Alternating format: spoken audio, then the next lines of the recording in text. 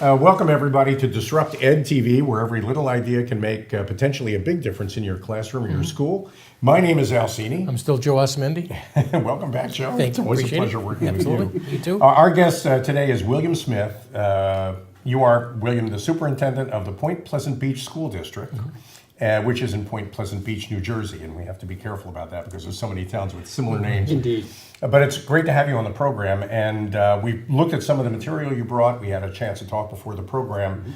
Your disruptive idea is AAA school reform, and you say it addresses two basic problems or challenges that schools face. Maybe we can start there. Sure. So my last two roles in education have been as a superintendent and as a high school principal. So that boots on the ground. How do you meet the expectations of reform when you have faculty members and students and parents and boards of education to whom you're accountable? Fundamentally, we have these two central challenges that face us. The first is really since the Nation at Risk report was released in 1983, there's been this conventional wisdom that has said schools are failing our kids. We're producing students who are nowhere near the competitive level that they need to be to compete against other nations in the world, and it's the school's job to fix it and address it. And so we've had various different federal initiatives and local initiatives that have really put us to the screws, I guess, on some level, and said, make it better, make it happen. All right, so that's one level. On the other level, we have the reality in the classrooms, which is that initiative after initiative, pendulum swing after pendulum swing, our veteran teachers have initiative fatigue. Our young teachers are hearing from veteran teachers, hey, ride this one out, this too shall pass. It's always been this way, they've been saying this way. Unfortunately, those two elements combine, and I believe it ultimately threatens our ability to get meaningful, long-lasting school reform because it stymies ideas and it kind of deflates a sense of possibility. And so what I've tried to do is think about what are those elements that don't cost anything, that are right underneath our noses, that rely on very little more than a little ingenuity, an inspired teacher, and really a willingness to improve and a willingness to dream and to say things can be done differently, but we don't have to buy the next thing somebody's selling that's got a product cycle of 5 years. Right. So that whole concept that you can kind of pick a path and persist in it without jumping from one bright, shiny object to another is really what you're saying schools need to do. At the same time, they need to try new things, but they can't just move from new thing to new thing without some sense of where it's all headed. Absolutely. And I think once you establish what your ultimate destination is, and I think for schools nowadays, the common trend is to say, hey, we're talking about college and career readiness. Fine. Okay, that's admirable. What does that mean? And I think when we look at a term like rigor, which really since 1983 has been defined in a way that always has equated rigor with college. Now, you and I might look and say, okay, different colleges may be more or less rigorous than another. It's uniformly been accepted that rigor is college, whatever that looks like. Okay. Well, in most of our high schools, I think it's 75 to 80% of high schools in the nation offer AP. Others offer IB, the International Baccalaureate Program. Some offer dual enrollment courses. We offer college to our students.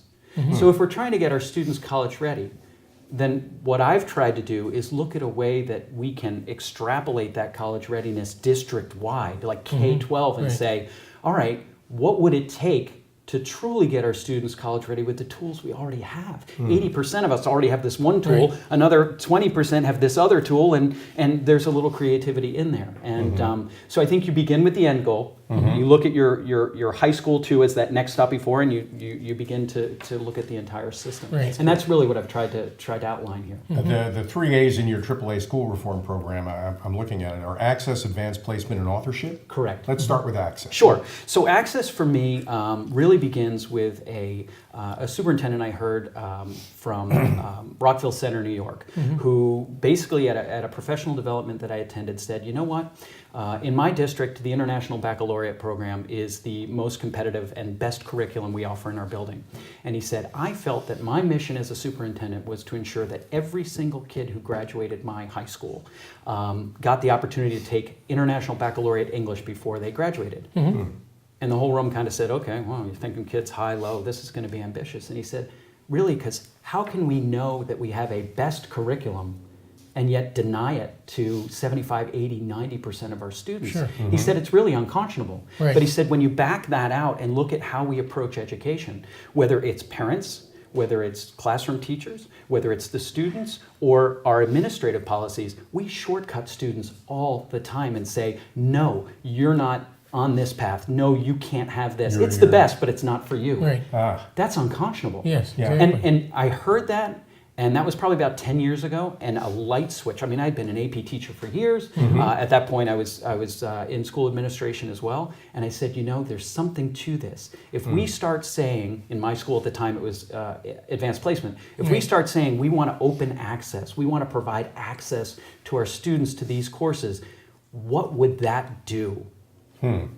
An entire onion appeared, and the skins And the kept skin coming just out. got peeled That's off, exactly and right. underneath that, you found some solution. Exactly, right. So we start with kind of giving the best curriculum to every student and saying that's going to be our mission. Right. No matter how long it takes, no matter how much extra energy or ingenuity it takes, that's going to be our mission. That's going to be our ultimate goal.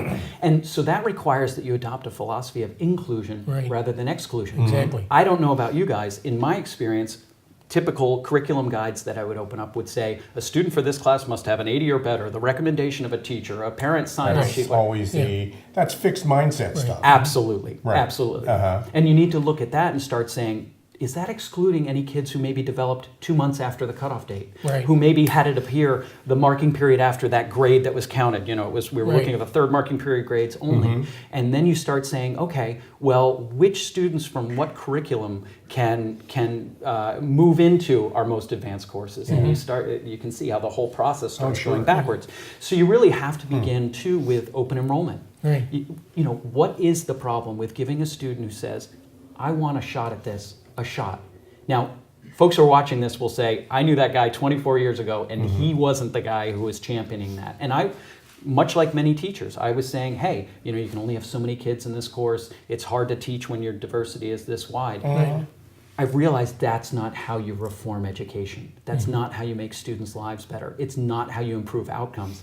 And that's what we're being asked to do, rightfully, by our community. No, this is probably a good point at which to mention. You were an English teacher. Yes. That's your background. Yes. And you learned this as an English teacher. It's not something that you suddenly had an epiphany on as a superintendent or a principal. Correct. Okay. It was really I was a teaching supervisor. So I was in a department, also leading that department, and we were struggling with how to really get a little more diversity in some of our upper end programs, and really in the school. We were looking at some massive achievement gaps that really were not okay. And it took a little bit. There were a couple instrumental moments as far as some teachers I worked with who said, "Let me take a shot at this."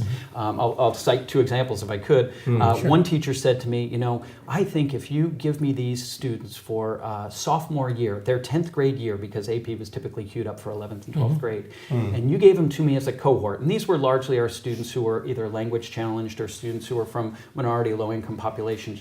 She said, if you give them to me for 1 full year and let me kind of pre-AP this class, these students will be ready for AP in their 11th and 12th grade year. And she was right. And she ran a summer program with them. She worked with them all through their 10th grade year, and those students actually outperformed the students who were tracking otherwise into the program. Who may not have been, okay. So access then is about that frustrating experience you have when you're running to catch a bus and the bus driver closes the door just before you step in. It's exactly right. And what you want to do is make sure that the bus driver, a teacher, keeps that door open and gives kids a chance to catch up. Yep. Don't just leave because of a cutoff point or an arbitrary rule. Be a little flexible in that. Yes, and it's really talking about equity and not Right. equality. And there's a famous cartoon among educators or in education circles with folks standing behind a fence looking at a baseball game, right? Equality is that the short guy, the middle height guy, and the tall guy have the same size box. Well, they can't all see over the fence. Right. Equity is that the little guy gets a taller box, the middle-sized guy gets a middle-sized box, and the tall guy gets a short box, and they all can see over the fence. Right. Because don't we want them to see the game? That is Inclusion. so important. And now that led you to some, based on a discussion we had before the Yes. program, kind of revising advanced placement and what advanced placement means. It's no longer an opportunity in your mind just for seniors. Correct. Talk about that. I want to talk, is it possible for AP to happen at a younger age? And My research has shown yes. There is very little concrete research. I'm actually working on some of it now, talking specifically to 10th and 9th graders. But let's look at some numbers here for a second. So there are about 100, almost 200,000 9th graders who take AP in their 9th grade year worldwide. Now that, by comparison, 11th and 12th graders each, it's about 1 million students, right? So you're talking about 20%. So it's being done. But here's the challenge. If we acknowledge that AP has typically been the domain in many schools of only a certain tier of kid, but now also a certain tier of student who's in 11th or 12th grade, you're talking about 75 to 80 to 85% of your students are not getting the very best curriculum that you have by virtue of where you locate it, right? There's nothing that says that AP can't be taught in 9th or 10th grade. There's only a little research talking about the impact on 10th grade. But what's important here, and this is a statistic that came through my my work with the AVID program, is that even taking one AP course has, and I need to cite a statistic sheet here so I make sure I get this right, but even taking one AP course increases your chance of graduating college on time by 20%. Just taking the course, not passing the test, not, if you're a white student, and 10 to 15% if you're an African American or Hispanic student. Now, if you get a 2 on the exam, a 1 or a 2, which is technically not a pass, but you've shown some achievement, that jumps up to 22% for white students and 22% for our African American students. Wow. That's significant. It's highly significant. To graduate college on time. When you start saying that, and you start looking at the fact that such a small percentage of our students are having access to this, you start saying, where else can we locate it? Well, if you start digging through the data, there are courses like AP Human Geography and AP World History where 9th graders have a pretty high percentage of passing, not that far off their peers who are older. And there's a program out there. I don't mean to be a shill for AP by any stretch. I just believe in the quality of the program, and it's been recognized for its rigor.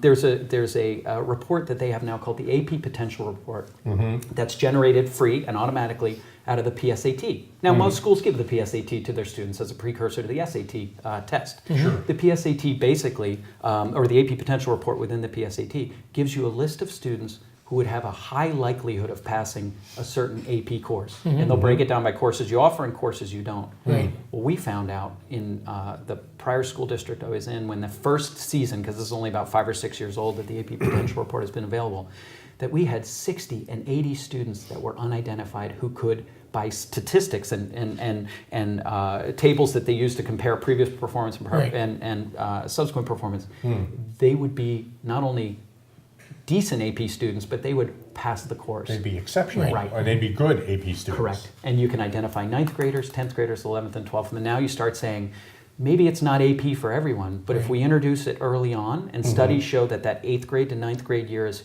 hugely important, particularly for our urban students. They have a tendency to kind of, when you go from not much accountability in middle school to now it all of a sudden matters, you need to grasp students and expose them to the rigor early on. If you expose them in 9th grade year with the right amount of support, a student maybe has a tough year, then the student, at least in 10th grade year, can say, hey, I survived it. I'm going to try again. Or maybe they have great success and they say, you know what, I never thought I was an AP kid, but I really am. Now you've changed the mindset completely. See, that's, so okay, you're a senior, let's say. Will Smith was a senior at some point, and your mom went into school, and somebody at school said, I want to talk to you, Mrs. Smith.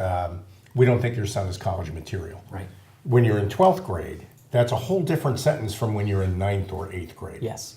I mean, the sooner you say that to a kid, the more likely you are to actually create a self-fulfilling prophecy about that child that is very counterproductive, I guess. And the research is deep on that. You are spot on. And that is absolutely what we do, sometimes unintentionally. That could happen in a conference in the guidance office where you say, oh, well, you know what, this program's for you and this one's not. And part of that is because these are entrenched beliefs. And part of it is just because the systems are set up that way. I don't think people are out to hurt kids. No, but the end result is that you little lose out. micro inequalities that have that effect, even though that nobody had ever intended it. Correct. So, and the knock-on effect from 9th to 10th to 11th is phenomenal and really life-changing. If people who are watching this program get nothing else from it, just the whole idea that period of time between 9th and 12th grade is so sensitive and so critical, I think you're raising awareness on that is key.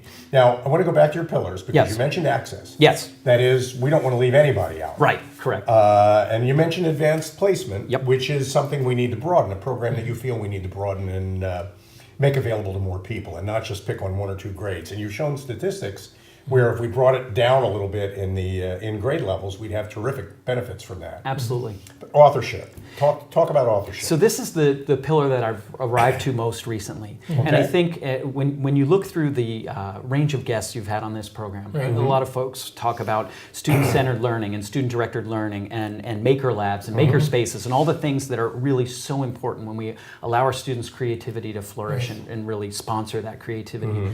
And really, I like the concept of the term author because it implies that you are writing your own future, right? But we also know that authors have editors, right? And so they have assistants in that journey. Authors also get an opportunity to recraft their story over and over and over again. It's not fixed in a point in time. Now let's go back to our earlier conversation a minute ago about what happens when somebody makes a decision for you and you don't get that access.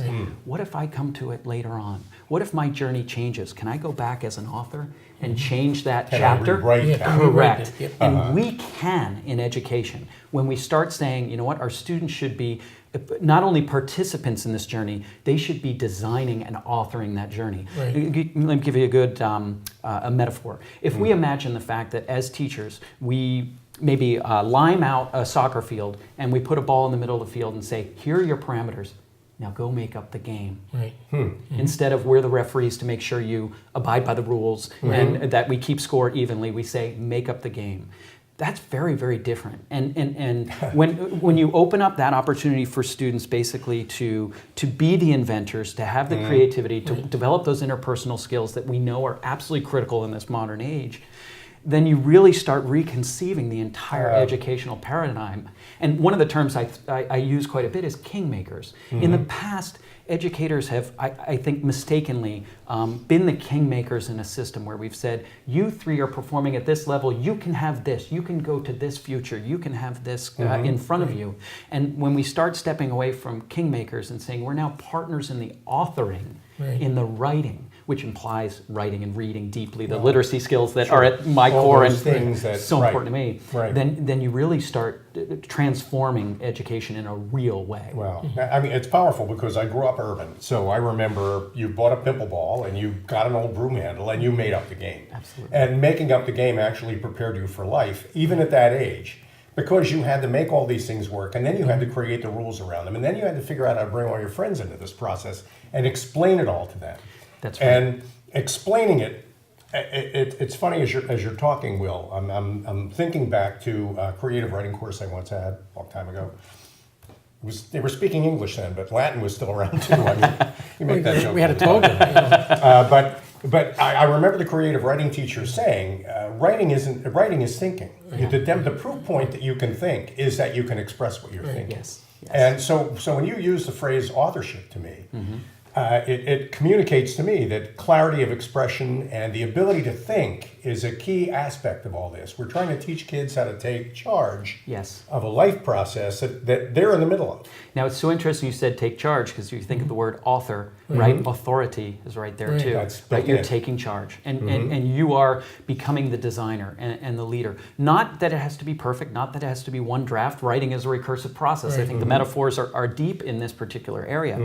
But I think it's really a Makerville mindset. The irony is not lost on me that, you know, now that we have parts of our schools that have invited Legos back in and erector sets and those things that maybe were a part of your childhood, they were a part of mine.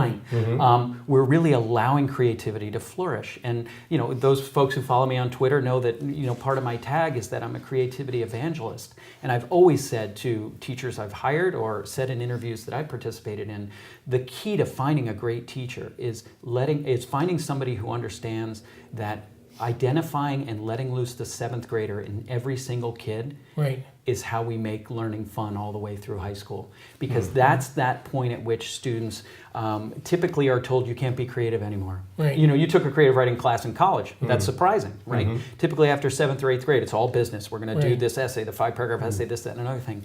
And schools are now coming back to, you know what? It's the arts. Look at the STEAM initiative. It's the Makerville opportunities. It's those where you can use your brain to invent in new ways, again, within the paradigms, within the parameters, I guess would be better of that field. Instead of suppressing creativity, you encourage it. Well, exactly and when you exactly mention right. rigor, I think people people start to feel maybe confined by that Yes, word. yeah. But you're not talking about rigor as a form of confinement. Right. You're talking about rigor as a standard of excellence. Correct. Right. And you know, I've been using Barbara Blackburn's definition of rigor, which I'll probably butcher here, but I know she essentially says rigor is having high expectations for students, supporting them to reach those expectations, and then having them produce at a high level. Right. And it's some form of that, but it's basically, you're saying this is the standard that we're reaching for. We have to open access so more students can be expected to reach at that level. And we Right. never have a situation where, you know, you walk by a classroom and somebody's underselling their kids Right. because the impression in the room is that they don't believe in their students. And I don't think we have teachers who are ill-intentioned or don't believe in their kids, but students pick up when you have low standards for them. They pick up on it and they will sink to those standards. They're kids after all, right? But we all have had that experience where, you know, somebody said, oh, that's going to be a heck of a teacher, that's going to be a heck of a coach, they're going to work you hard. Sure. And you come out the other side and you go, I made it. Right. You know, that That's was it. I mean, that was that's- Yeah. and you feel better and Standard was stronger. set for me, and I achieved it, or maybe even exceeded it, and that makes me feel like I can do anything. Right. That possibility, I'm imagining, especially for minority students, where Yes. they might be limited in their personal lives in certain ways, and to learn that their lives don't have to be limiting factors, I think is I think that's critical, and Right. I think that's a real gift. We're coming up on the end of our program. I just had one point that I wanted to make. Sure. I know you use the word ingenuity. Yeah. Under your access point, Yeah. and we don't hear that word a lot on DisruptED TV. It's a great word. Yeah. Talk a little bit about that. Well, I think you know, sometimes these solutions, we've talked about large pillars, like structures of change, but what those actual changes are really should be open to the creative process, right? So, for example, if you have students you're trying to accelerate to an AP course, just using the example that we've been working on, you know, what is the harm in potentially offering a summer ramp-up course or a summer course that accelerates a student in 10th grade who says, you know, I'm a little late to the party, but I think I can get there right. And so you offer that course in the summer in a compacted, accelerated way, so he or she can skip a level and arrive at that same end result.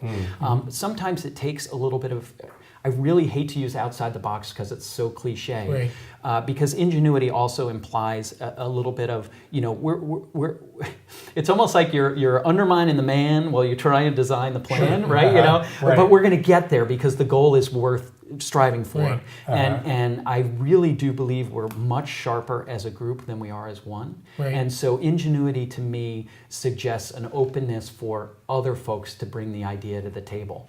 And that is absolutely critical, again, from a superintendent's chair. You know, the organization has to believe. The organization has to buy into More than just an individual teacher's experience, it's really the brand of the school. It becomes ingenuity in a way, and that's what's exciting about that. Yes. We're at the end of our program. You've been a great guest. Well, thank you. Enjoyed it. Will, I want you to look right in your camera and tell everybody how they can reach you if they have questions, they want to know more about the AAA school. Sure. You can follow me at Point Beach Super, PT Beach Super.